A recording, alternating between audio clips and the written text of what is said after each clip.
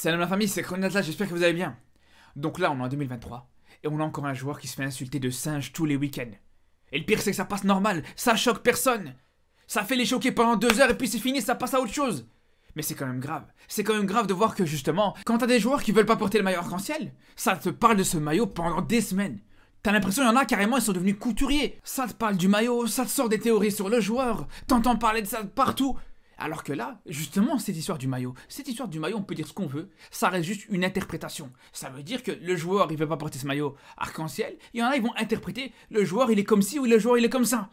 Alors que là, c'est totalement différent. À partir du moment où tu as un joueur qui reçoit ce genre d'insulte, on sait très bien que c'est du racisme. Il n'y a pas d'autre mot pour ça. C'est clair et net. Mais pourtant, ça choque personne. C'est ça qui me rend dingue. Pourtant, ça en parle pas assez. Ça en parle pas suffisamment comme ça devrait en parler. Ça prend pas les décisions qu'il faudrait prendre. Moi, je dis, sincèrement, pour moi, à partir du moment où tu as un public qui commence à sortir ce genre de chants, ce genre d'insultes, etc., c'est fini. Leur équipe, elle perd le match. Comme ça, c'est réglé. On sait qu'il y aura plus de soucis là-dessus.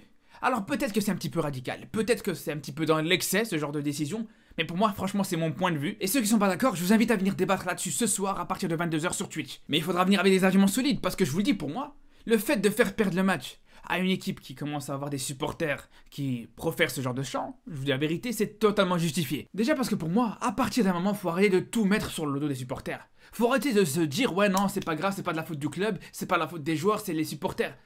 C'est pas comme ça que ça marche, les gars. À partir du moment où tu as un club qui a des supporters dégénérés, des supporters complètement malades, des supporters complètement toxiques, c'est que le club il est toxique, c'est que le club il a un problème. Et de toute façon, il n'y a même pas besoin d'aller très loin. On va même pas parler d'un club avec son histoire de manière générale. On va juste parler sur un seul match. Par exemple, imaginons dans un match où tu as une équipe qui commence à avoir ses supporters qui font des débordements en termes de chants comme ça par rapport aux joueurs. Ben, c'est normal que l'équipe elle perde le match. À partir du moment où tu as le coach aussi qui prend pas les bonnes décisions, etc., tu as de grandes chances aussi que l'équipe perde.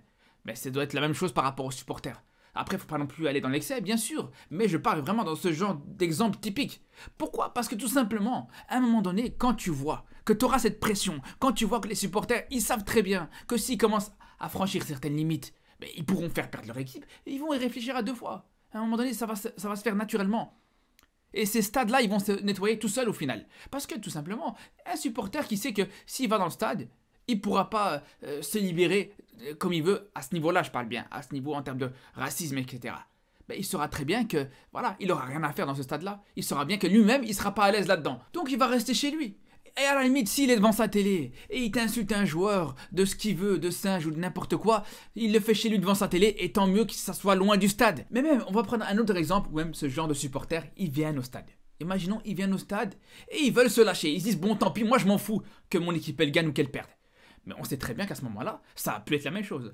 À partir du moment où on met cette règle de faire perdre l'équipe qui commence à proférer ce genre de chants et ce genre d'insultes, mais c'est sûr et certain que les autres supporters, ils vont absolument pas laisser ça. Ils vont pas laisser autoriser ça dans leur tribune. Ils vont pas risquer de perdre le match à cause du fait que t'as 2-3 pecnos qui commencent à se libérer. Parce que là, aujourd'hui, ce qui se passe quand on voit dans ce genre de tribune, la plupart des supporters n'ont aucun problème avec Vinicius à titre personnel, n'ont aucun problème avec la couleur ou l'origine de Vinicius. Le problème c'est quoi ? C'est juste qu'ils se laissent un petit peu entraîner par cette bande d'abrutis. Et il y en a peut-être pas beaucoup, mais ils vont tous se laisser entraîner dedans. Et en plus, il y a une raison qui va faire que ça va être encore plus le cas. C'est que tout simplement, Vinicius va réagir, va contre-réagir, il va sortir de son match, il sera un petit peu plus faible.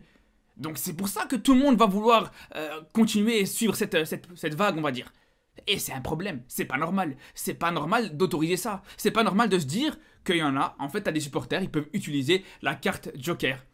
C'est grave, on le dit ça comme ça, mais c'est très grave. Aujourd'hui, quand t'as une équipe qui affronte le Real, elle sait très bien que il suffit juste d'utiliser la carte Joker, entre guillemets, par rapport à Vinicius, de commencer à l'insulter, etc.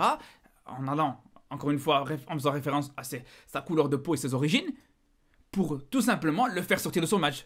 Et c'est sûr et certain que quand t'as un joueur qui est parmi le meilleur de son équipe, peut-être même le meilleur cette saison avec le Real Madrid, on peut tout simplement dire qu'il y en a, ils vont pas se priver malheureusement. Et ne veut même pas dire, ouais mais Vinicius aussi, il doit être plus fort mentalement et il doit être plus solide par rapport à ses insultes parce que ça fait partie de son métier.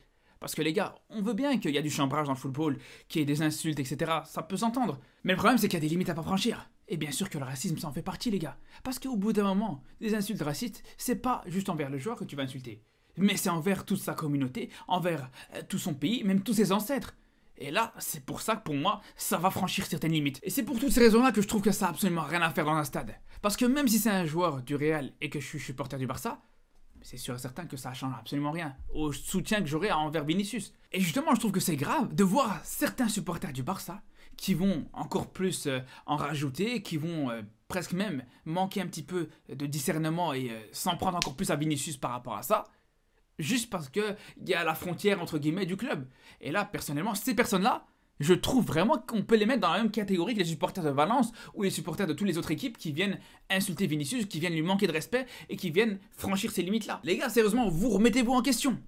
En tout cas, je vous retrouve ce soir à partir de 22h sur Twitch. Et par rapport à cette histoire, on espère que ça avancera un petit peu parce qu'on a beau en parler, on a beau dire ce qu'on veut. S'il n'y a pas les grandes instances du football qui commencent vraiment à prendre des vraies décisions, ça changera jamais. Donc on espère vraiment que ça va changer. Et qu'ils vont faire en sorte que ça change justement en prenant les responsabilités. Sur ce, on se dit à très très vite. Et surtout d'ici là, prenez soin de vous.